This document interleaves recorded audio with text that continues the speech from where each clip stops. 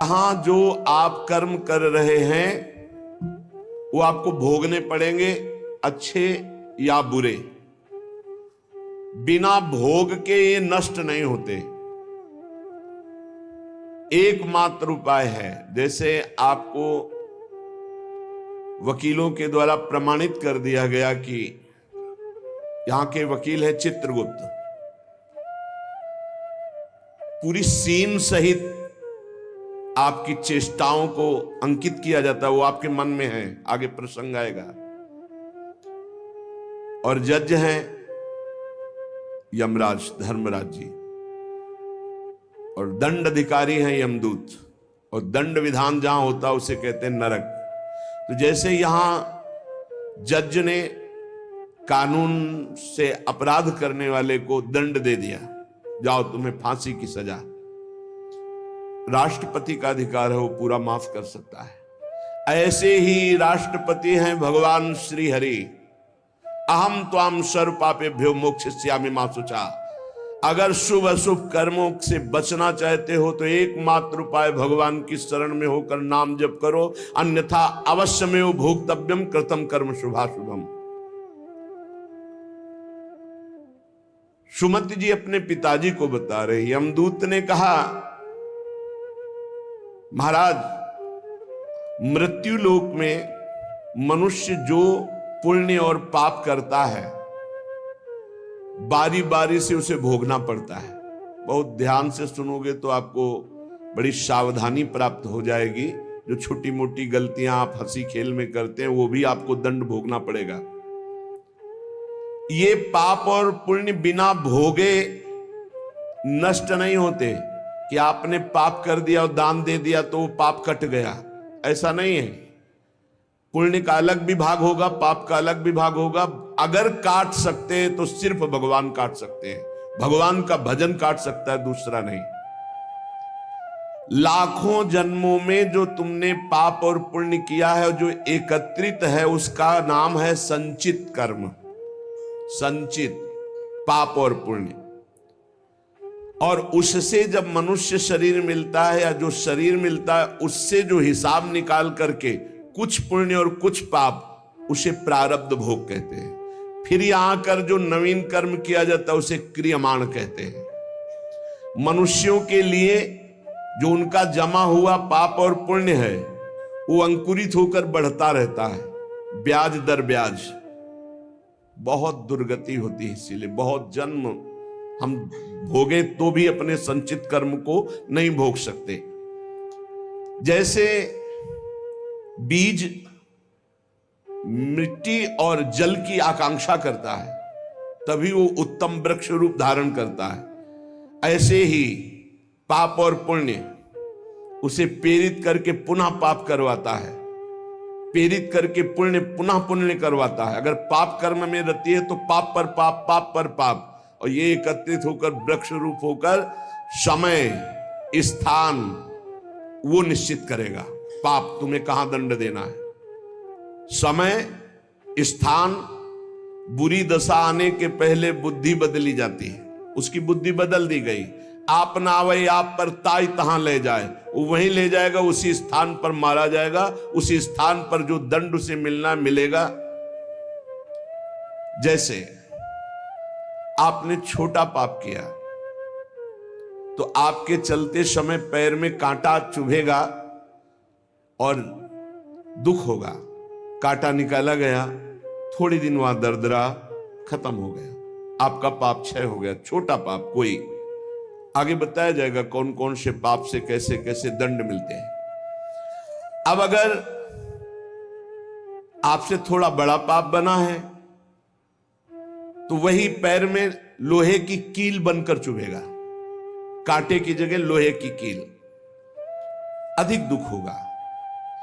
और बड़ा पाप बना है तो खजूर का कांटा, बड़ा कील, ऐसे आपके पैर में चुभ। बिना पाप कर्म के कहीं भी किसी को कोई भी दुख नहीं हो सकता। सिर में दर्द होना, आजीवन पूरे जीवन सिर का रोग हो गया कि वो दर्द ही होगा 2-4 दिन में, 10 दिन में, पाप का कारण। अपथ्य भोजन, सर्दी सहन न होना, गर्मी सहन न होना, हर समय हृदय जलते रहना पाप का लक्षण। भिन्न भिन्न पाप भिन्न भिन्न प्रकार के दुख देते हैं दीर्घ काल तक। शस्त्र और अग्नि आदि का भय ये पाप के कारण होता है। अनेक जन्मों के संचित पाप कोई इसी जन्म के केवल नहीं है, वो केवल मंडराते रहते हैं आकाश में दंड देने के लिए, समय इंतजार करते हैं। जैसे नरक में पड़े हुए जीव तुम देख रहे हो, घोर पाप का फल भोग रहे, केवल दिखाया गया था नरक। जानते हो किस बात से? कल याद होगा, सुमति जी ने पानी पीने जाने वाली गौओं को वैश्य कुल में 7वें जन्म में जन्मे जब थे तो उन्होंने उनको नहीं पीने दिया। इसके अपराध से उनको नरक दिखाया गया था। तो वो यमदूतों से प्रश्न करते जाते हैं और उनका उत्तर यमदूत देते जाते हैं। ये जो तुम देख रहे हो तड़पते हुए जीवों को नरक में, महापापी लोग हैं, अपने पाप का फल भोग रहे हैं। जब कोई पुण्यात्मा होता है तो स्वर्गलोक में जाता है, देवताओं के साथ रहता है, गंधर्व उसका गुणगान करते हैं, अप्सराओं का नाना प्रकार से सुख उठाते हैं। और जब पुण्य भोग क्षीण हो जाता है तो फिर यहां आकर के मनुष्य लोक में अपने कर्मानुसार जन्म लेते हैं। राजन, ये जो तुमने पूछा कि किस किस पाप से पापियों को कौन कौन सा नरक में दंड मिलता है, वो मैं बतला रहा हूं। जो नीच मनुष्य कामना और लोभ के वशीभूत होकर दूषित दृष्टि से हर स्त्री को भोग भाव से देखता है, जिसको देखता है बस काम भाव से देखता है।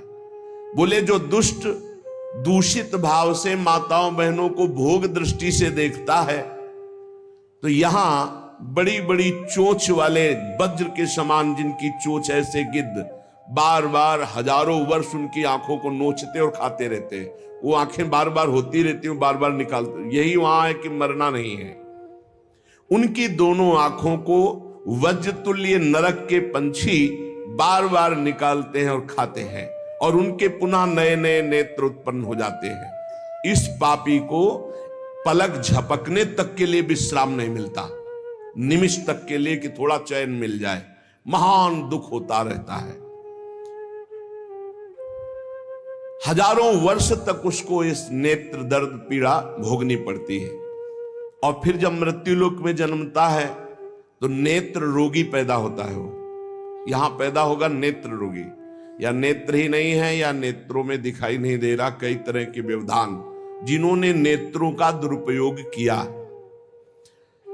अब जिन लोगों ने, जिनको तुम देख रहे हो इनकी जबान काटी जाती, बार बार जबान नोची जाती है, ये वही लोग हैं जो शास्त्र का गलत उपदेश किए हैं, गलत अर्थ किए हैं, अपनी वासना की पूर्ति के लिए शास्त्र का गलत प्रयोग किए हैं, जो किसी को गलत सलाह दी है तो इनकी जबान बार बार छोटे छोटे हिस्से में तलवार से काटी जाती है।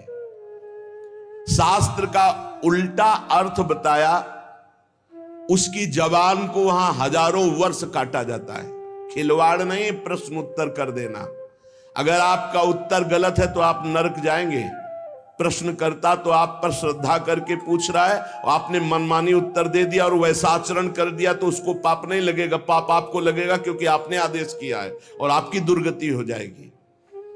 इसीलिए अनाधिकारी को जब जनक जी महाराज विदेह राज ने पूछा, निमि जी ने नवयोगेश्वरों से कि मैंने यही प्रश्न कर्म के विषय में सनकादि से पूछा था, वो मौन थे, कोई उत्तर नहीं दिया, क्यों? तो बोले उस समय आपका ज्ञान जागृत नहीं हुआ था, आप उस समय अनाधिकारी थे, कर्म का बड़ा सूक्ष्म विषय होता है, इसीलिए मौन थे। ऐसा नहीं कि हर प्रश्न का उत्तर फटाक से दे दे, और वो गलत है अगर उत्तर तो शास्त्र सम्मत नहीं है तो उत्तर देने वाले को नरक का दंड मिलेगा, उसकी जबान हजारों वर्ष वहां काटी जाएगी। जो शास्त्र का गलत अर्थ करता है, जो शास्त्र को अपनी वासना पूर्ति के लिए घुमा करके बोलता है, जो किसी को बुरी सलाह देता है, उसकी जबान यहां काटी जाती, जो देख रहे हो। और हे सुमति जी, जो वेद की निंदा करते हैं, देवताओं की निंदा करते हैं, संतों की निंदा करते हैं, वैष्णव की निंदा करते हैं, गुरु की निंदा करते हैं, गुरु पर दोष दृष्टि करते हैं, गुरु को वक्र दृष्टि से देखते हैं, क्रोध दृष्टि से। उन सब को यहां भयंकर वज्र तुल्य वाले जिनकी चोंच है, ऐसे पक्षी गिरा गिरा करके उनके अंगों को नोचते हैं, जबान, आंख और उनके शरीर के अंगों को। जितने निमेष तक उनके द्वारा ये जिह्वा जनित पाप हुआ है, उतने 1000 वर्ष तक उनको पक्षी नोचते हैं। जो नराधम बिना दोष के दो मित्रों में फूट डाल देते हैं, एक दूसरे की चुगली करके, पिता पुत्र स्वजन में भेद पैदा कर देते हैं। और जो पुरोहित, बहुत ध्यान देने योग्य बात, अनुष्ठान का संकल्प लेता लेकिन अनुष्ठान पूर्ण नहीं करता, जजमान को क्या पता। जो पुरोहित जजमान से नियत संख्या ले ली धन और अनुष्ठान पूरा नहीं किया, या जो अपनी माता और पिता का अपमान किया, जो अपनी शरणागत, अपने अर्धांग विराजमान पाणी ग्रहण की हुई पत्नी का विविध प्रकार से अपमान और शोषण किया, वो यहां आरे से चीरे जाते हैं 1000 वर्ष तक। दिखाया, देखो ये बीच आरे से आराम आराम से एक एक अंग चीरे जाते हैं। उस पुरोहित को भी दंड मिलता है, उस पुत्र को दंड मिलता है जो माता पिता का अपमान, उस पति को दंड मिलता है जो पत्नी का शोषण, उस पत्नी को दंड मिलता है जो पति से छल करती है। आप खुली आंख इनकी दुर्गति देख सकते हैं। जो दूसरों को कष्ट देने का स्वभाव बना लिया है, बातचीत चेष्टा से कष्ट ही देना है, जो दूसरों की प्रसन्नता में जलते हैं, जो दूसरों की घरों में, सोए हुए घरों में आग लगा देते हैं या फसलों में आग लगा देते हैं और उनको प्राणांतक कष्ट देते हैं, उन अधम पापियों को यहां जलती हुई आग में जलाया जाता है। तुम देख लो, तपती हुई बालू डालकर उनको भूना जाता है और यहां आग में उन्हें जलाया जाता है। जो एक जगह निमंत्रण मिला, फिर दूसरी जगह निमंत्रण मिला, तो पहले निमंत्रण वाले को छोड़ करके दूसरे के यहां निमंत्रण पाकर फिर पहले वाले के यहां निमंत्रण पाने गया। ऐसा नहीं है, ये नरक का कारण बन जाएगा। एक जगह निमंत्रण है, वहां गए, अगर हम भूखे हैं तो भूखे, नहीं मिला तो नहीं मिला, अब दूसरे दिन देखा जाएगा। 2 3 4 निमंत्रण, ऐसा नहीं। जो ब्रह्मर्षि किसी देव कार्य के लिए, पितृ कार्य के लिए यजमान के द्वारा निमंत्रित किया गया और वो दूसरी जगह भोजन कर लिया, दूसरे निमंत्रण को स्वीकार करके फिर उसके यहां भोजन करने गया, तो उसको यहां नरक में 2 टुकड़े करने वाला दंड मिलता। बार बार उसके 2 टुकड़े, ये बार बार बहुत जगह भंडारा, बहुत जगह निमंत्रण, ये ऐसा नहीं है। सिद्धांत है, तुम भूखे हो तो एक जगह चले जाओ और अपना पेट भरो, भजन करो। ये नहीं कि 5 जगह चले गए तो खूब दक्षिणा 5 जगह की मिली तो सुन लो। ये तस्मा शास्त्रम प्रमाणम, ये शास्त्र है, मनमानी नहीं। पहले ऐसा कभी ब्रह्म ऋषि जन नहीं करते थे। 5 घरों में भिक्षा मांग लो, या निमंत्रण है तो एक जगह जाके पेट भर लो जो रूखा सूखा मिले। ये 14 जगह भंडारा, 14 जगह निमंत्रण, तो उसकी व्यवस्था है। ये नरकगामी बना देगा, बुद्धि भ्रष्ट हो जाएगी। जो सदैव कड़वी बातें बोलकर लोगों के दिल पर चोट पहुंचाते रहते हैं। कुछ लोगों का ऐसा स्वभाव होता है, जब बोलेंगे तो हृदय की पीड़ा प्रकट हो ही जाए, ऐसा उनका है। ऐसे हैं वो, ऐसे बोलते हैं कि अत्यंत पीड़ा दे।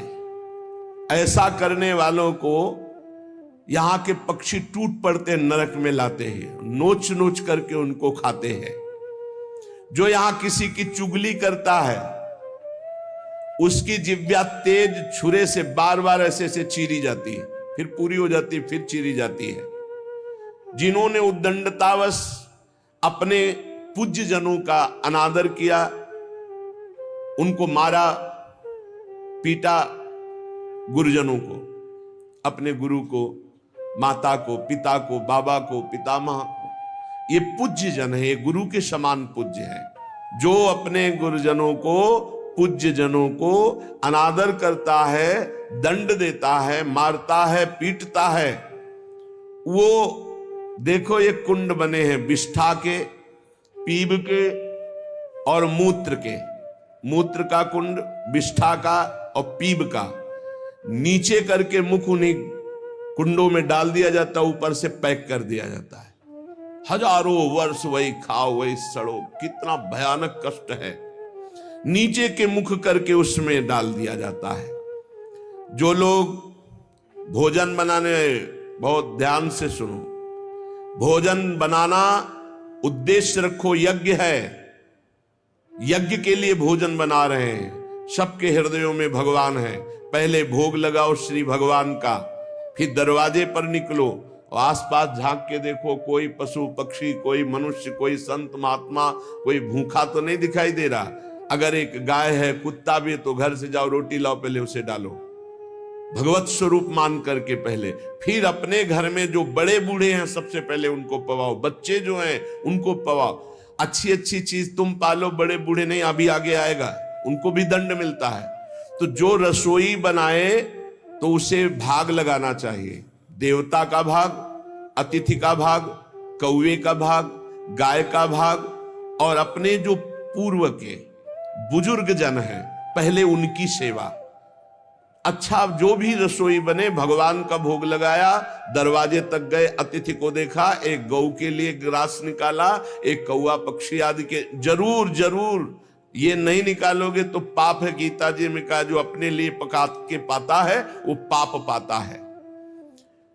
तो जो अभ्यागत अपने बुजुर्ग और अतिथि, अब कोई साधु महात्मा आया, माना कोई भी हो, वो दरवाजे में पुकारा, राधे श्याम, आप छुप नहीं सकते, आपको निकलना पड़ेगा।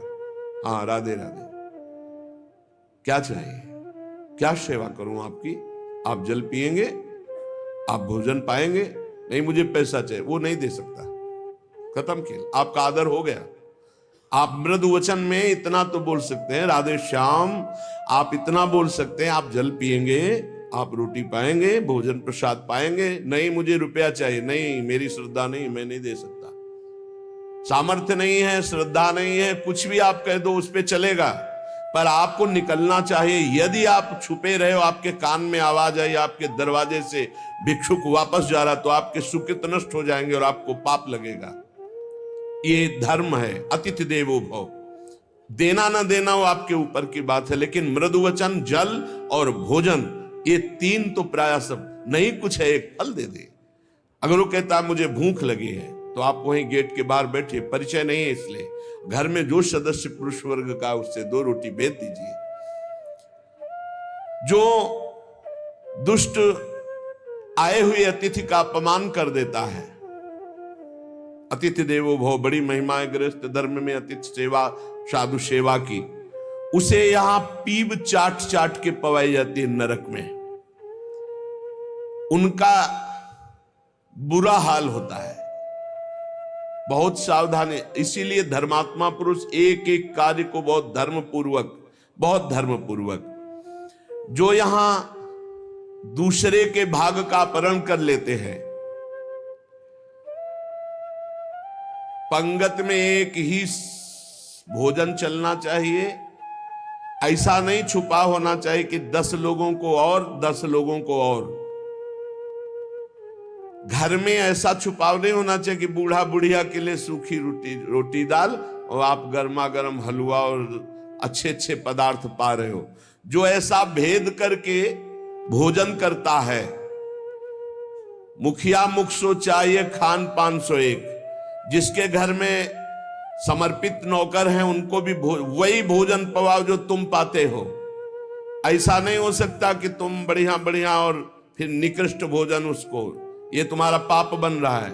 सबके हृदय में भगवान है, भोजन वही, तुम भले बचा खुचा पालो, घर के मालिक हो, लेकिन सेवकों को, बालकों को, वृद्धजनों को, अतिथि जनों को भरपूर। ये धर्म का ज्ञान अगर नहीं है तो फिर कह रहे हैं कि शरीर बड़ा भयानक मिलता है और मुंह सुई की नोक के बराबर होता है। अब वो इतना भूख से व्याकुल होता है, पर उसको खाने को क्या मिलेगा? वही गंदी चीज और सुई की नोक के, और हाथी जैसा शरीर, और भूख से वो तड़पता रहता है। ऐसा हजारों वर्ष नरक में मिलता है। जो लोग पंक्ति में ब्रह्म ऋषियों को, वैष्णवों को बैठाल दिया, जैसे कई कि अपने रिश्तेदार आए तो पुआ पूरी हलवा, अगर साधु महात्मा है तो हृदय में जलन हो रही है। ऐसा भक्त चरित्रों में पाया गया है कि भक्तजन आए तो देख करके जलन पैदा हो गई और कहा हम बीमार हैं, हमसे नहीं हो पाएगा। और जब उनका भाई आया तो पुआ खीर और सब चकाचक, तो भक्त आए तो उन्होंने कहा हमारे रिश्तेदार भक्त आए तो तुम्हारा शरीर दर्द कर रहा था, और जब तुम्हारे भाई आए तो बोले रिश्तेदार ऐसे चले जाएंगे? नहीं तो संत वैष्णव ऐसे चले जाएंगे। पूरी पुआ खीर सब संतों को पवाया, और जो खिचड़ी आज स्वयं बनाई थी वो पवाया उनके रिश्तेदारों। जो ब्रह्म ऋषियों को निमंत्रण करके, साधु वैष्णव को पंक्ति में बैठाल करके अपने लिए अच्छा भोजन, देखो बहुत सावधानी। हरिराम व्यास जी ने जब देखा उनकी पत्नी दूध परोस रही थी, उनके उसमें मलाई गिर गई तो नाराज हो गए और कहा ये पति है शरीर इसलिए मलाई गिरा दी, जाओ आज से सेवा से त्याग। हमारे पति ये संत जन है, संत जनों के आगे मलाई क्यों नहीं गिरी? दूध की मलाई हमारे आगे ही क्यों गिरी? क्योंकि हरिराम व्यास रूपी शरीर तुम्हारा पति है, इसलिए मैं तुम्हारा त्याग करता हूं, आज से सेवा में तुम्हारा अधिकार नहीं। यद्यप उनका ऐसा भाव नहीं, लेकिन कितने इसीलिए सावधान। अब अपने घर वालों के लिए अच्छे अच्छे लिए और संत महात्मा वैष्णव अतिथि के, तो बोले उसे दंड मिलता है, नरक में ला करके उसे विविध प्रकार से सताया जाता है। जब कोई अर्थार्थी शरणागत तुम्हारी शरण में आ जाए और तुम उसके साथ धोखा करो तो यहां भी दंड मिलेगा और वहां भी दंड मिलेगा। एक पूज्य भाई जी से हनुमान प्रसाद पोद्दार जी ने घटना लिखी कि मैं नाम खोल करके नहीं कहूंगा क्योंकि उनके पारिवारिक जनों को दुख होगा। मेरे परिचय के थे भाई जी महाराज के, मेरे परिचय के थे, गांव भी लिखा है, गांव का नाम भी लिखा है कि वो मेरे परिचय के थे और दो भाई थे। उनमें से किसानी का कार्य होता था। किसानी के बहुत पुरानी घटना नहीं है भाई जी महाराज कह रहे, कुछ वर्ष की है, ये अक्षरशः सत्य है। ये कोई हम कथा नहीं कह रहे, हम जानबूझ करके पता नहीं दे रहे। मुझे जिला गांव सब पता है। वो कृषि कार्य करते थे, गृहस्थी का कार्य किसानी से पूरा होता था। उनके पास एक बैलों की जोड़ी बहुत सुंदर थी और एक बैल, दो भाई थे। एक दिन संध्या काल के समय जो व्यापारी थे बैलों के, उनको पता चला गांव में दो किसानों के पास बहुत सुंदर दो जोड़ी बैल हैं, एक जोड़ी से उनका काम चल सकता है, आप प्रयास करेंगे तो एक जोड़ी बेच देंगे। अर्थ है आपकी शरण में आया है तो आपको अपने प्राणों की बलि चाहे देनी पड़े, उसकी हानि नहीं होनी चाहिए, शरणागत की हानि नहीं होनी चाहिए। अगर हानि हो गई तो नार की गति मिलेगी और यहां भी दंड मिलेगा तत्काल। ये महत पाप है, शरणागत का त्याग महत पाप है। अब वो दो व्यापारी थे, अब वो कई बैल खरीदना बेचना उनका काम था। वहां आए और उस समय 12,000 रुपए की जोड़ी तय की। उनको बहुत अर्थ लगा, 12,000 रुपए मिल रहे, दो से काम चला लेंगे, फिर गौवे हैं बछड़े हो जाएंगे, फिर काम चले। 12,000 रुपए ये देंगे और ये व्यापारी हैं, उनके पास थैला भी था तो और भी रुपए होंगे। संध्या का समय था। व्यापारी ने कहा कल सुबह हम बैल लेकर चले जाएंगे, आज रात हम तुम्हारे यहां सो जाएं। रात्रि हो रही, उनके मन में तुरंत चलने लगा दोनों किसान भाइयों के। उन्होंने कहा हाँ हाँ बहुत आराम से खाइए पिए, आपका घर है। उनका आज रात्रि हम आपकी शरण में हैं, आप हमारे और हमारे धन की रक्षा कीजिए, कल सुबह हम 12,000 आपको देकर आपके बैल लेकर चले जाएंगे। अब एक तो अतिथि, दूसरे शरणागत। रात्रि में अच्छा भोजन पवाया और बारंडे में लिटा दिया। घर घर के बाहर चौपार होती थी, जिसे बारंडा कहा जाता है उसे चौपार कहा जाता है। वो 8-9 बजे शयन कर गए। कहीं कहीं बरोठा कहा जाता है, कहीं बारंडा कहा जाता है, कहीं चौपार कही जाती है।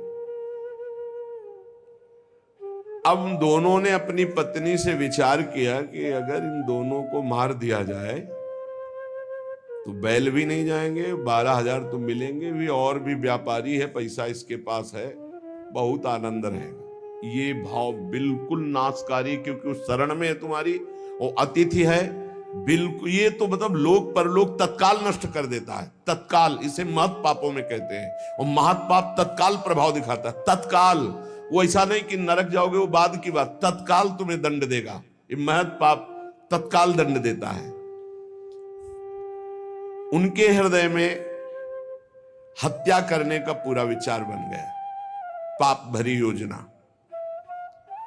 पत्नी उनकी सहयोगी हुई तो पत्नी ने कहा पहले लाश गाड़ने की व्यवस्था तो सोचो, घर में तो गाड़ी नहीं जा सकती। तो उनका हमारा खेत है बगल में गन्ने का, हम दोनों जा रहे हैं और एक ही गड्ढे में दोनों को दबा देंगे, इनके नाप का गड्ढा खोद के अभी आते हैं। वो अति शीघ्र गन्ने के खेत में जाके गन्ना काट के और गड्ढा खोदने लगे। दैव योग से एक पड़ोसी को सोच लगी, भगवान का विधान होता जाको राखे साइया मार सके न कोई। वो सोचा बगले में गन्ने का खेत है, यही निपट लेते। पहले शौचालय तो हुआ नहीं करते थे, गांव के बाहर खेतों में दूर जाना होता था। अब वो गन्ने के खेत में बगले में जाके, अब ये बोल इतने में 2 आ जाएंगे। उसको लगा ये रात्रि में क्या प्लान बना रहे हैं। नजदीक गए, वो देखो एक को नीचे कर देंगे, एक को ऊपर कर देंगे। बोले कहीं पाप तो नहीं हो रहा। बोले 20,000 रुपया उसके पास है, तुम पाप की सोच रहे हो। वो जो सोच गया था उसकी सोच तो हो गई, उसने सोचा कोई घटना हो रही है तो उनका दोनों को मार करके इसी में गाड़ देंगे, 2 गड्ढे खोदने की जरूरत नहीं। आता 2 हैं और देखो कोई जानेगा नहीं, बरोठे में ही तो पड़े हैं और सो गए होंगे। फौरन उसने जल से पवित्र हुआ, भागा उनके घर में गए, पड़ोसी ही था, वहां दोनों को जगाया और कहा ये अभी चलो हमारे साथ, कहां तुम्हारा पैसा, पैसा ले लो। अब वो भगवान की प्रेरणा से बचाने के लिए तो उनको संशय भी नहीं हुआ, फौरन अपने झोला लिए जिसमें रुपया रखे थे और वैसे ही गद्दा बिछा हुआ, वैसे ही रजाई रखी हुई अपने घर में ले गया और कहा इन दोनों भाइयों ने मारने का प्लान और गड्ढा खोद दिया है, चुप यहीं शांत रहे। और उनके दोनों के एक एक लड़के थे जो नौटंकी देखने गए थे गांव की। कर्म बड़ा निकृष्ट संकल्प किया था, इसलिए पाप कर्म प्रेरित करके उन लड़कों के मन में है कि हमें नाटक अच्छा नहीं लग रहा, छोटे जगह चलो यार, हमें अच्छा नहीं लग रहा, हमें सोने का मन है। दोनों मस्ती से बातचीत करते हुए आए तो देखा बरोठे में गद्दा बिछा है और रजाई। तो उनका शायद माता पिता ने सोचा हो कि रात्रि में पता नहीं कब ये आएंगे तो दरवाजा खोलना पड़ेगा, ये यहीं सो जाते हैं। दोनों मुंह ढक करके उसी में सो गए। अब वो दोनों, भगवान का विधान बड़ा विचित्र होता है, दोनों गड्ढा खोद करके आए, अपनी पत्नी से कहा काम हो गया, गड़ासा निकाल, गड़ासा निकाल। बोले तू पैर पकड़, भाई से कहा तू खोपड़ी पकड़। अंधेरे का मामला, कोई बिजली तो गांव में रहती नहीं थी। दोनों पुत्रों को काट दिया और मैं गद्दा और रजाई सहित समेट के गड्ढे में तोप के। अब जब वहां गड्ढे में डालिया तो बोले झोला कहां, रुपया कहां? बोले हमने तो सोचा था सिराने ही होगा। बोले गद्दा रजाई तो लपेट के नहीं डाले? बोले पक्का नहीं, ऐसा कैसे हो सकता है? बोले रुपया कहां है? अब वो तो बड़े चिंतित कि जिसके कारण मारा वो रुपया नहीं। और फिर गए गड्ढा खोदा और जब देखा कि हमारे लाला, हमारे ही पुत्र, ना तो चिल्ला सकते हैं ना रो सकते हैं, ढूंढा वहां पैसा नहीं, ना वो जिनको मारना था वो थे नहीं, अपने बेटों को मार दिया। सुबह हुआ तो पड़ोसी निकाल के लाया उनको, कहा ए भाई बड़ा सुंदर प्लान बना रहे थे इन दोनों को मारने का, पैसा भी सुरक्षित और ये भी सुरक्षित, अब हम जा रहे हैं सरकार से रिपोर्ट करने। दोनों को जेल हुई, दोनों पुत्र मारे गए, दोनों पत्नी और पति सहित सजा को प्राप्त।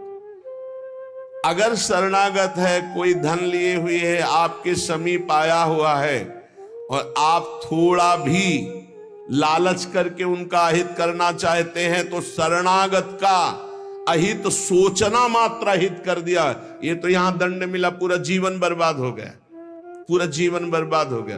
पति पत्नी जेल में, लड़का मार डाला, रह क्या गया, सब बर्बाद, और अब नारकी गति भी होगी। तो कह रहे हैं जो आए हुए शरणागत के साथ छल करता है तो यहां थूक, खखार, बिष्ठा, इसके कुंड बने हैं, इनमें डाल दिया जाता है, आनंद लो। सोचो, थोड़ी देर भावना करो, गटर में पैक कर दिया जाए, आपको मरना है नहीं, थूक खखार लाभ उसमें, ये नारकी गतियां हैं। हे सुमति, बहुत ध्यान दीजिए, जो लोग झूठे मुंह और झूठे हाथ, देवता का स्पर्श, देवता को प्रणाम, गुरुजनों को प्रणाम, जो लोग ऐसा अपवित्र कार्य करते हैं उनके हाथों को यहां यमराज तिल तिल भर करके काटते हैं, जैसे कोई सब्जी नहीं काटता, ऐसे बड़ी रफ्तार से ऐसे बार बार काटते। अरे ऐसे थोड़ी शास्त्र में हम यहाँ खाए डोल रहे हैं, ऐसे जूता पहने भोजन कर रहे हैं, न कुल्ला न आचमन, ये सब नारकी गति को प्राप्त होने वाले जीव, तभी बुद्धि भ्रष्ट मनमानी आचरण कर। पहले जानते हो गांव में कैसे पंगत पवाई जाती थी, सबके चरण धोए जाते थे। आप महाभारत में पढ़िए, राजसूय यज्ञ में जितने राजा आए थे सबसे अग्र पूजा भगवान की हुई, लेकिन भगवान ने सेवा ली थी सबके चरण धोने की। कितना पवित्र व्यवहार था, शास्त्री, पट्टी बिछा दी, चरण धो दिए, हाथ धुलवाए, कुल्ला करवाए, सब बैठे, सबके तिलक पूजन, और सबका फिर वो पत्तल, दोना, सकोरा, ये पवित्र है। ये होटलों में जो खाते हैं ना, वहां रज लगा के थोड़ी धोते हैं, ऐसे मारा पानी पाइप से, उसमें वही रुमाल हजारों में फेर दी। अब मतलब किसको है, जब वो कौन सा भोजन कहते हैं जिसमें सब ऐसे ले लेकर पाते हैं। हाँ, अब हमें तो कहना भी नहीं आता। अब सोचो, उसमें वही शराब पिए हुए व्यक्ति खा रहा है, उसी से आप ले रहे, उसी से जो जो मना। अब वो पाया फिर लेने का मन है, फिर कोई रोकने वाला है, वहां कोई खड़ा है नहीं, सब रखे हैं, बोले ये वीआईपी लोग हैं, वीआईपी लोगों की वीआईपी व्यवस्था है, समझ लीजिए। जो झूठे मुंह हो करके या भगवान सूर्य चंद्र की तरफ करके लघु शंका करते हैं, सूर्य उदय है, सूर्य भगवान की तरफ, चंद्र भगवान की तरफ, भगवत विग्रहों की तरफ लघु शंका करते हैं, तो उनके आंखों में आग का अंगार रखा जाता है, ऐसे बार बार चीखते जलते हैं। जो जेठ होकर अपने लघु भ्राता की पत्नी के साथ गलत, पिता होकर अपनी पुत्री के साथ, भाई होकर अपनी बहन के साथ, या गुरु पत्नी के, ऐसे लोगों को तपाई हुई लोहे की स्त्री के साथ बेड़ियों से, लोहे की ऐसे जंजीरों से जो जलती हुई, उसी में जकड़ दिया जाता है। बहुत तुम्हारी बुद्धि भ्रष्ट हुई थी, जो बहन बेटी और पवित्र संबंध भी नहीं तुम्हें दिखाई दिए, तो उसमें लपेट दिया। लोहे की स्थिति धधकती हुई आग, लोहे की जंजीरों से बांध दिया। त्राहिमाम पुकार रहा है, हजारों वर्ष बंधा रहे, मरना तो है नहीं। जकड़ दिया जाता, आग का अंगार आसो पास उसके रख दिया जाता है। उसके पूरे के पूरे शरीर में बार बार दाह आग होती है, चिल्लाता है। ऐसे नराधमों को यहां बहुत दंड दिया जाता है। यमदूत कहते हैं, जो अपने कानों से गुरु की निंदा सुनता है, जो अपने कानों से वैष्णवजनों की निंदा सुनता है, जो दूसरों की निंदा सुनकर के हर्षित होता है, ऐसे पापियों को यमदूत जो लाते हैं यमराज के, वो तपाया हुआ लोहा उनके कानों में डाला जाता है। बार बार तपाया हुआ लोहा, बार बार। गुरु निंदा सुनी, संत निंदा सुनी, वैष्णव निंदा सुनी, सुनने वालों को, और बड़े हर्षित होते हैं जब किसी की निंदा होती ना, तो कुछ लोग ऐसे हर्षित होते जैसे उनको सम्राट पद मिल रहा हो। अरे पर निंदा के किए ते आवत नहीं कछुआत, मूर्ख पर्वत पाप को ले चल अपने साथ। यहां विलाप करते हैं, पर यहां यमदूत स्वयं कह रहे हैं, हम लोगों के हृदय में दया तनिक भी नहीं है, और क्रोधित होकर उनको और कष्ट देते हैं। जैसे वो विलाप करते हैं तो क्रोधित होकर और कष्ट देते हैं। जो देव मंदिर में जमीन लगाई गई या किसी ऋषि मुनि को दान में दे दी गई, या कोई सभा भवन है सार्वजनिक, जो इनको तोड़वा कर उनकी जमीन हड़प लेते हैं, उस जगह अपना निवास स्थान बना लेते हैं, उसका प्रयोग करते हैं। यहां यमदूत उन्हें ला करके धीरे धीरे उनके शरीर की खाल उदाड़ते हैं। पूरी उधल गई, फिर शरीर में नई खाल, फिर धीरे धीरे होश में। ये नहीं कि देवालय की लगी हुई संपत्ति का प्रयोग कर लिया, या देवालय को विध्वंस कर दिया, या सभा भवनों को विध्वंस करके अपने लिए अपना कब्जा, तो फिर ये वो चीखते चिल्लाते, पर यहां दया नहीं है। जो गौ के स्थान में, पवित्र स्थान में जल में मल त्याग करते हैं, जैसे नदी है, कोई सरोवर है, या गौशाला है, या देवालय है, उसकी सीमा में मल त्याग करते हैं। यहां के बड़े बड़े कौवे जिनकी लंबी चोंच होती, उनकी गुदा द्वार से आते खींचते हैं बार बार, बहुत होश में। ये शास्त्र सुने नहीं जाते, इसलिए मनमानी पापाचरण होते हैं। जो जहां मनाया वहां, जो अपनी कन्या का रकम दे के बेचते हैं, बेचना होता है कि हमको इतना, ऐसा एक से बेचा फिर दूसरे के साथ बेचा, उसको यहां लाया जाता है और उसके शरीर में बड़े बड़े घाव किए जाते हैं, और फिर नमक की नदी है, उस नदी में डाल दिया जाता है। वो हजारों वर्ष जो मनुष्य विकट संपत्ति और वो समस्याई नष्ट हो गई, पुत्र, भृत्य, पत्नी, बंधुवर्ग और बुजुर्ग जन, किसी का त्याग कर देता है विपत्ति आने पर, और अपना पेट पालन करने लगता है, इनको छोड़ देता है।